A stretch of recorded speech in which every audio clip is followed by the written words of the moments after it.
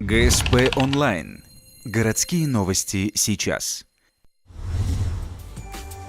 Вторник, 11:30, дом номер 3 по улице Дзержинского. Уже несколько дней подряд жители третьего подъезда ходят в квартире очень тепло одетыми и жгут газ. Конфорки на плите и духовка горят почти постоянно, греют помещение, ведь батареи в комнате и на кухне ледяные. Тепла нет с 11 января, рассказывает жительница Ирина Волгаева. В 6 вечера она почувствовала, что похолодало, а 8 батарей были ледяными. Жильцы вызвали аварийщиков. Холодно до сих пор, да. Сегодня обещали, конечно, что-то исправить эту ситуацию, положение, но 2 дня у нас маленький ребенок.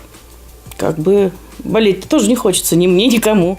Схожие проблемы и у соседей снизу. Один стояк по всем 5 этажам и батареи, которые к нему подсоединены, холодные. Люди теряются в догадках. Виноват ремонт у соседей из другого подъезда. Как-то неправильно запустили дом. Проблемы в разводке на первом этаже. Версий много. Мы ночами не спим, потому что муж ходит с ними, обходит то в подвал, то в соседние подъезды.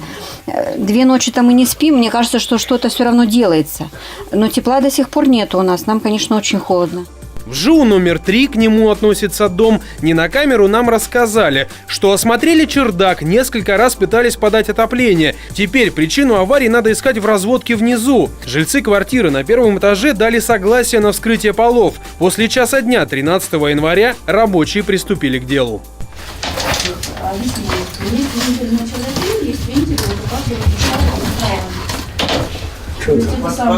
Герметиком замазан.